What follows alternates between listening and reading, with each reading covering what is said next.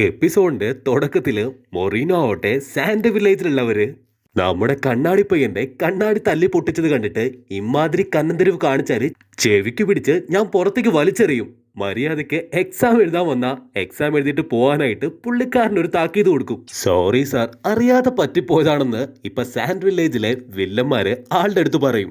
Okay okay, നിങ്ങൾക്ക് ഈ exam attend ചെയ്യണമെങ്കിൽ നിങ്ങൾക്ക് എല്ലാവർക്കും ഓരോ ടെസ്റ്റ് ടേക്കേഴ്സ് ഉണ്ടാവും. അവരുടെ പെർമിഷനോട് കൂടെ മാത്രമേ ഇത് ചെയ്യാനായിട്ട് സാധിക്കുള്ളൂ.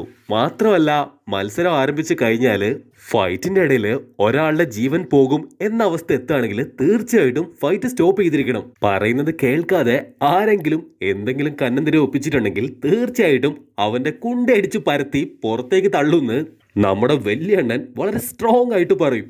ഇത് കേട്ട് സാൻഡ് വില്ലേജിലെ വേറൊരു വില്ലൻ അങ്ങനെയാണെങ്കിൽ ഈ ഒരു പരീക്ഷ LKG പിള്ളേർക്ക് കൊടുത്തുവിടേന്ന് ചോദിക്കുമ്പോൾ കൂടെ നിന്ന് എല്ലാവരും ചിരിക്കാൻ തുടങ്ങും. എട്ടടി ആദ്യം എല്ലാവരും ആപ്ലിക്കേഷൻ സബ്മിറ്റ് ചെയ്ത് നമ്മുടെ കയ്യിലുള്ള ഓരോ കാർഡ് വാങ്ങാനായിട്ട് നമ്മുടെ വലിയ ബോസ് പറയും. എല്ലാ കാർഡിലും ഓരോ നമ്പർ ഉണ്ടാവും.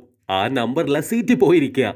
ആദ്യമായിട്ട് റിട്ടേൺ എക്സാം ആണെന്ന് പറഞ്ഞ് ഒരാള് ഒരുപാട് പേപ്പേഴ്സ് ആയിട്ട് വരുമ്പോ പാവം നമ്മുടെ നറൂട്ടോ കുട്ടപ്പനാവട്ടെ ഈ കാര്യം കണ്ടൊന്നും ഞെട്ടും. LKGയിലും UKGയിലും നിരന്തരം പൊട്ടിക്കൊണ്ടിരുന്ന എന്റെ മുമ്പിലേക്ക് വീണ്ടും ഈ പേപ്പറും പിടിച്ച് നിനക്ക് എങ്ങനെ വരാൻ തോന്നിയെന്ന് നറൂട്ടോ ചോദിക്കും. എല്ലാരും അക്ഷമയോടുകൂടെ എക്സാം എഴുതാനായിട്ട് ബെഞ്ചിൽ കുത്തിയിരിക്കുമ്പോ സാക്കുറയ്ക്ക് നറൂട്ടോയുടെ കാര്യം ഓർത്ത് നല്ല ചിരി വരും. ഇനിയിപ്പൊ എന്താ ചെയ്യാ എന്നറിയാതെ പാവം നറൂട്ടോ കുട്ടപ്പൻ ഡെസ്കിൽ തല വെച്ച് കിടക്കുമ്പോ നറൂട്ടോ നറൂട്ടോ നറൂട്ടോ എന്നൊരു വിളി കേൾക്കുമ്പോ തല ഉയർത്തി നോക്കുമ്പോ ദാണ്ട് കിടക്കുന്നു. തൊട്ടടുത്ത് ദാഹരിക്കുന്നു അവന് വായി നോക്കുന്ന ഹിനട്ട പെൺകുട്ടി. എന്തോ കാര്യമായിട്ട് പറയാൻ പോവാന്ന് വിചാരിക്കുമ്പോ അവളാവട്ടെ ഒരു ബെസ്റ്റ് ഓഫ് ലക്ക് കൊടുക്കും.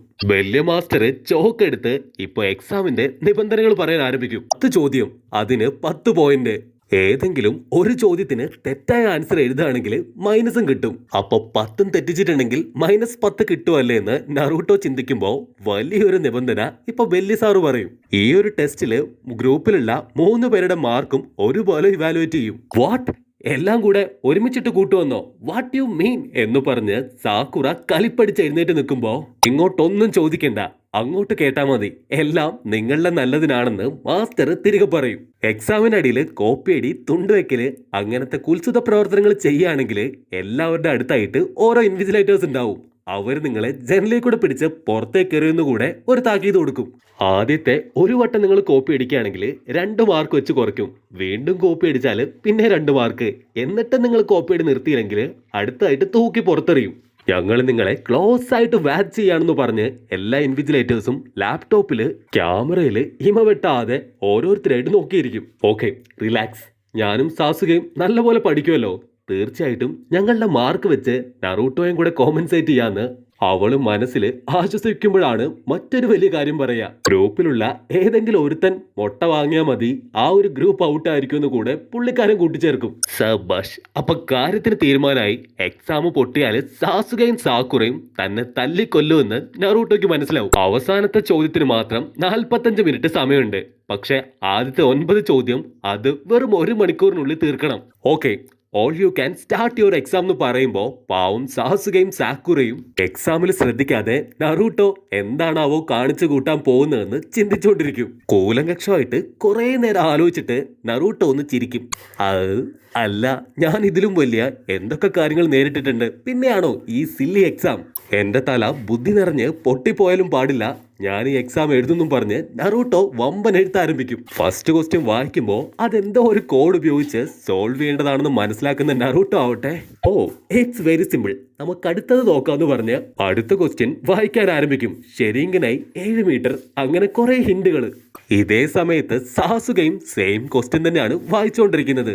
സാക്കുറ മുഴുവനായിട്ടും ചോദ്യങ്ങൾ വായിച്ച് ഇതൊരിക്കലും നറൂട്ടോയെ കൊണ്ട് സോൾവ് ചെയ്യാൻ പറ്റില്ല എന്ന് അവള് മനസ്സിൽ കണക്ക് കൂട്ടും. നമ്മുടെ ആൾക്കാർ മാത്രമല്ല കിളി പോയിട്ടിരിക്കുന്നത്, അവിടെയുള്ള ഒട്ടുമിക്ക പേരുടെ അവസ്ഥ ഇത് തന്നെയാണ്. നറൂട്ടോ കുട്ടപ്പൻ ഈ ചോദ്യം വേണ്ട, ഇതും വേണ്ട, അതും വേണ്ട എന്ന് പറഞ്ഞ് കുറെ ചോദ്യങ്ങൾ നൈസായിട്ട് സ്കിപ്പ് ചെയ്യും. സ്കിപ്പ് ചെയ്ത് ഇപ്പൊ 10 ചോദ്യവും നമ്മുടെ ആള് സ്കിപ്പ് ചെയ്തു. സാസുക ആവട്ടെ ആദ്യം വളരെ ഹാപ്പി ആയിട്ട് ചോദ്യം വായിക്കുമെങ്കിലും അവനും ഒന്നിന്റെ പോലും ആൻസർ പിടികെട്ടില്ല. എന്റെ അവസ്ഥ ഇതാണെങ്കിൽ നറൂട്ടോയുടെ അവസ്ഥ എന്തായിരിക്കും എന്ന് സാസുക ഒരു നിമിഷം ചിന്തിക്കും. എങ്ങനെയെങ്കിലും ഈ ഒരു എക്സാമിൽ നല്ല മാർക്ക് വാങ്ങി ടീമിനെ വിജയിപ്പിക്കണം എന്ന് ആഗ്രഹിച്ച് സാക്കുറ ഓരോ ചോദ്യവും തലനാരിഴ കീറുമ്പോ നറൂട്ടോ കുട്ടപ്പനാവട്ടെ ഞാൻ കൺഫ്യൂഷൻ ആവാൻ പാടില്ല. ഇങ്ങനെ ഒരു സിറ്റുവേഷനിൽ എങ്ങനെയെങ്കിലും കോപ്പി അടിച്ചിട്ടാണെങ്കിലും ജയിക്കണമെന്ന് പറയുമ്പോ ഇവിടെ സാസുക ആവട്ടെ എന്തെങ്കിലും ഒരു സൂത്രപ്പണി ഉപയോഗിച്ചിട്ടില്ലെങ്കിൽ ഈ ഒരു പരീക്ഷയ്ക്ക് ജയിക്കാൻ പറ്റില്ല എന്ന് പറഞ്ഞ് ആ ഒരു ഇൻവിജിലേറ്റേഴ്സിനെ സാസുക നോക്കുമ്പോഴാണ് അവര് കാര്യമായിട്ട് എന്തോ എഴുതുന്നത് കാണുക. ആർക്കോ 8ന്റെ പണി കിട്ടിയെന്ന് മാത്രം നമ്മുടെ ചെക്കന് മനസ്സിലാവും. ശരിക്കും സ്ഥലങ്ങളിൽ കോപ്പി അടിക്കുകയാണെങ്കിൽ അപ്പൊ തന്നെ പുറത്താക്കും. പക്ഷെ ഇവിടെ കോപ്പി അടിക്കുന്നത് കണ്ടുപിടിക്കുകയാണെങ്കിൽ 2 പോയിന്റ് മൈനസ് ചെയ്യുന്നാണ് ആള് പറഞ്ഞിരിക്കുന്നത്. പെട്ടെന്നാണ് സാസുകയ്ക്ക് ഒരു കാര്യം ഓർമ്മ വരിക. ഈ എക്സാം നിങ്ങൾ ജയിക്കണമെങ്കിൽ നിങ്ങളുടെ കഴിവ് മുഴുവനായിട്ട് ഉപയോഗിക്കണമെന്ന് വലിയ മാസ്റ്റർ അവർക്കൊരു ഹിന്റ് കൊടുത്ത കാര്യം സാസുക ഒന്ന് റീകളക്ട് ചെയ്യും. ശരിക്കും എന്താ ഇവിടെ നടക്കുന്നതെന്ന് വെച്ചാല് ഇൻവിജിലേറ്റേഴ്സിനും മറ്റാർക്കും മനസ്സിലാകാതെ എങ്ങനെയെങ്കിലും ആൻസർ കണ്ടുപിടിക്കണം.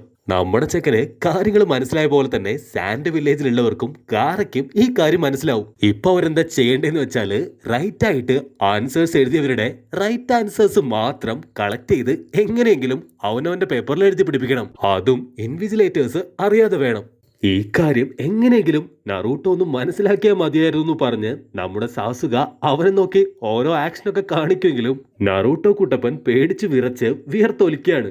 ഗാറ കയ്യിലൊരു മണ്ണെടുത്ത് എന്തൊക്കെയോ ചില വിദ്യകൾ കാണിക്കുമ്പോൾ ഹിബ എന്ന് പറയുന്ന വേറൊരുത്തൻ അവന്റെ പട്ടിക്കുട്ടി ഉപയോഗിച്ചുകൊണ്ട് എവിടുന്നൊക്കെയോ ആൻസർ പേർക്ക് എഴുതിക്കൊണ്ടിരിക്കുകയാണ്. സാൻഡ് വില്ലേജിലുള്ളവൻ ശബ്ദങ്ങൾ മൂലം മറ്റുള്ളവർ എഴുതുന്നത് കറക്റ്റ് ആയിട്ട് കോപ്പി അടിക്കും.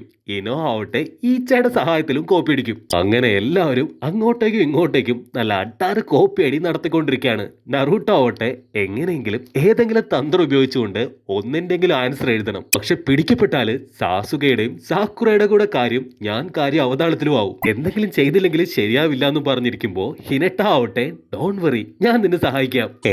ഇവക്കെന്താ പ്രാന്തണ്ടോ വെറുതെ ഇരിക്കുന്ന എന്നെ സഹായിക്കാൻ? ഇനി ഇവളെങ്ങാനും ഇവളുടെ ടീമുമായിട്ട് എന്നെ വട്ടം കറക്കാനാണോ പ്ലാൻ? എന്തെങ്കിലും ആവട്ടെ എന്തായാലും അവള് പറയുന്നത് എഴുതാന്ന് പറഞ്ഞ് നീ എന്തിനാ എന്നെ ഹെൽപ്പ് ചെയ്യുന്നതെന്ന് ഓപ്പൺ ആയിട്ട് അവളുടെ അടുത്ത് നമ്മുടെ കുട്ടപ്പൻ ചോദിക്കും. ഇത് കേൾക്കേണ്ട താമസം കുഞ്ഞു പെങ്കൊച്ചാവട്ടെ വേർത്ത് കുളിക്കാനും തുടങ്ങും. എനിക്ക് നിന്നെ ഇഷ്ടമാണ്, ഐ ലവ് യു മുത്തേ എന്നൊക്കെ പറയണമെന്ന് നമ്മുടെ കുട്ടപ്പിക്ക് ആഗ്രഹമുണ്ട്. പക്ഷെ പേടിച്ച് നമ്മൾ 9 പേരും ഒരു ഗ്രൂപ്പ് അല്ലേ, മാത്രമല്ല നീ ഈ ഒരു കടമ്പ കടക്കണമെന്ന് ഞാൻ ആഗ്രഹിക്കുന്നുണ്ടെന്ന് കുട്ടപ്പ് പറയുമ്പോ നമ്മുടെ ആള് ഹാപ്പി. അവള് പേപ്പർ നൈസായിട്ട് അവന്റെ മുൻപിലേക്ക് വെച്ചു കൊടുക്കുമ്പോ ദാണ്ട് കിടക്കുന്നു വലിയൊരു കത്തി തെറിച്ചു വന്ന് ടേബിളിൽ കൊള്ളും. ഞാൻ പെട്ടു എന്ന് പറഞ്ഞ് നറൂട്ടോ നോക്കുമ്പോഴാണ് അവന്റെ തൊട്ടടുത്തിരിക്കുന്നവനായിരിക്കും 5 മിസ്റ്റേക്ക് ചെയ്തുകൊണ്ട് തന്നെ പിടിക്കപ്പെട്ടത്. യെസ് നീ ഫെയിലാണ്, നീ നിന്റെ ഗ്യാങ്ങുമായിട്ട് പുറത്തു പോകാൻ പറയും. പിന്നെ ഓരോ മിനിറ്റിലും 23 നീ ഫെയിൽ, 43 നീ ഫെയിൽ, അങ്ങനെ ഓരോരുത്തരായിട്ട് ഫെയിലായി പുറത്തേക്ക് പോകും. അതിൽ ചില ബിരുദന്മാര് തട്ടിക്കേറി അവരുടെ അടുത്ത് ചൂടാവുമെങ്കിലും ഇൻവിജിലേറ്റേഴ്സും മാസ്റ്റേഴ്സും കാലേ വാരി തൂക്കി പുറത്തേക്ക് എറിയും. കുട്ടാ ഞങ്ങൾ എലൈറ്റ് ആണ്, ഇതുപോലുള്ള എക്സാമിന് എന്ത് ചെയ്യണം എങ്ങനെ ചെയ്യണമെന്ന് ഞങ്ങൾക്ക് നന്നായിട്ട് അറിയാവുന്നതുകൊണ്ടാണ് ഈ എക്സാമിന് ഞങ്ങൾ തന്നെ വന്നിരിക്കുന്നത്. ഈ സമയം ഹിനട്ടാവട്ടെ വേഗം നോക്കി എഴുതാനായിട്ട് നറൂട്ടോയുടെ അടുത്ത് പറയും. അടുത്തിരുന്ന് പ്രോക്ടർ ഓരോ സൗണ്ട് ഉണ്ടാക്കുന്നുണ്ട് പേടിച്ച് നറൂട്ടോ ആവട്ടെ കുട്ടപ്പി പെങ്കൊച്ചിനോട് നിനക്ക് എന്നോടുള്ള സ്നേഹം കൊണ്ടല്ലേ നീ എനിക്ക് ഇതൊക്കെ പറഞ്ഞു തരാൻ തയ്യാറായത്. പക്ഷെ ഞാൻ കാരണം നിനക്ക് ഒരിക്കലും ഒരു ബുദ്ധിമുട്ടുണ്ടാവാൻ പാടില്ല, മാത്രമല്ല ചീറ്റ് ചെയ്തുകൊണ്ട് എനിക്ക് വിജയിക്കുകയും വേണ്ടെന്ന് നറൂട്ടോ അവളുടെ അടുത്ത് പറയും. സംഭവം വലിയ വീരോധമൊക്കെ അടിക്കുമെങ്കിലും പാവം നറൂട്ടോ ആവട്ടെ ഇപ്പൊ കുനിഞ്ഞിരുന്ന് കരയാൻ തുടങ്ങും. ഇവിടെ പ്രാന്ത് തലയ്ക്ക് പിടിച്ച സാക്കുറ ആവട്ടെ കിടുകിടുകിടാന്ന് അവളുടെ പേപ്പറിൽ എന്തൊക്കെയോ വാരി വലിച്ച് എഴുതുകയാണ്. വേറൊരുത്തൻ അവന്റെ മുമ്പിലിരിക്കുന്നവൻ എഴുതുന്നത് അങ്ങനെ തന്നെ കണ്ണുപയോഗിച്ച് സ്കാൻ ചെയ്ത് അവന്റെ പേപ്പറിൽ പ്രിന്റ് ചെയ്തെടുക്കും. സാസുക അവന്റെ പവറായിട്ടുള്ള ശരിങ്കനായി ഉപയോഗിച്ചുകൊണ്ട് മുമ്പിലിരിക്കുന്നവന്റെ കൈയുടെ അതേ മൂവ്മെന്റ് കറക്റ്റായിട്ട് ഫോക്കസ് ചെയ്ത് പേപ്പറിൽ എഴുതി പിടിപ്പിക്കും. തന്റെ ബുദ്ധി ഉപയോഗിച്ചുകൊണ്ട് കഷ്ടപ്പെട്ട് സാക്കുറ എക്സാം എഴുതി കഴിയുമ്പോ ഈനു ആവട്ടെ നീ അല്ലെങ്കിലും ഭയങ്കര ബുദ്ധിമതിയാണെന്ന് എനിക്ക് നേരത്തെ മനസ്സിലായി, ഇതിപ്പോ ഒരു സൂത്രം കാണിച്ചു തരാന്ന് പറഞ്ഞ് അവളൊരു ജിപ്സ് ഉപയോഗിച്ചുകൊണ്ട് സാക്കുറയുടെ മൈൻഡിലേക്ക് തന്നെ കടന്നു നിന്ന് അവൾ എഴുതിയ എല്ലാ കാര്യങ്ങളും കോപ്പി അടിക്കും. അങ്ങനെ അവൾ കോപ്പി അടിച്ചാൽ മാത്രമേ നാരയ്ക്കും ചോച്ചിക്കും കാര്യങ്ങൾ പറഞ്ഞു കൊടുക്കാൻ പറ്റുള്ളൂ. ഇവിടെ ഇൻവിജിലേറ്റേഴ്സ് ഓരോ സെക്കൻഡിലും ഓരോരോ നമ്പേഴ്സിനായിട്ട് ഫെയില് പറഞ്ഞ് പുറത്തേക്ക് അയച്ചുകൊണ്ടേയിരിക്കുകയാണ്. 13 ഗ്രൂപ്പ് ഇപ്പൊ തന്നെ ഫെയിലായി. എന്നിട്ട് നിർത്താതെ 42, 53, 25 ഫെയില്. വീണ്ടും ഈ മൊഴി തന്നെ ആ ഒരു ഹാള് മുഴുവനായിട്ട് മുഴങ്ങിക്കേക്കും. ഇവിടെ നമ്മുടെ ഗാറ പയ്യൻ അവന്റെ കണ്ണ് വെച്ച് എന്തൊക്കെയോ ചില കാര്യങ്ങള് ചെയ്യുന്നത് കാണുമ്പോ തന്നെ വലിയ മാസ്റ്റർ മൊറിങ്കോയ്ക്ക് അവൻ ആള് ചില്ലറക്കാരനല്ലാന്ന് മനസ്സിലാവും. മൊറിങ്കോ അവന്റെ മൂന്നാമത്തെ കണ്ണ് മണ്ണാക്കി മാറ്റി അടുത്തുള്ളവരുടെ പേപ്പർ ചോർത്താനായിട്ട് പറഞ്ഞു വിടും. ഗാറയുടെ കൂടെയുള്ള ഒരു കരടിത്തലേന് കറക്റ്റ് സമയത്ത് ബാത്റൂമിൽ പോണെന്ന് പറയുമ്പോ ഒരു പ്രോക്ടർ ആവട്ടെ അവനെ ലോക്ക് ചെയ്ത് ബാത്റൂമിലേക്ക് തന്നെ കയറി വരും. യഥാർത്ഥത്തില് ഈ ഒരു പ്രോക്ടറിനെ പോലും ഇവര് കൃത്രിമമായിട്ട് നിർമ്മിച്ചതാണ്. ഇനി എക്സാം തീരാൻ വെറും 20 മിനിറ്റ് മാത്രമേ ബാക്കിയുള്ളൂ. ഇനി എന്ത് ചെയ്യും, എങ്ങനെ എക്സാം എഴുതും എന്നിങ്ങനെ കൂലങ്കക്ഷമായിട്ട് നറൂട്ടോ ആലോചിച്ച് നിൽക്കുന്നതോടുകൂടെ ഈ ഒരു എപ്പിസോഡും ഇവിടെ അവസാനിക്കുന്നു. സോ ഗായ്സ്, എങ്ങനെയുണ്ട്? അടിപൊളിയല്ലേ? എപ്പിസോഡ് ഇഷ്ടപ്പെടുകയാണെങ്കിൽ തീർച്ചയായിട്ടും ചാനൽ ലൈക്ക് ചെയ്യാനും കമന്റ് ചെയ്യാനും സബ്സ്ക്രൈബ് ചെയ്യാനും മറക്കല്ലേ. അടുത്ത എപ്പിസോഡായിട്ട് കാണുന്നവരെ it's me with Mallu episode.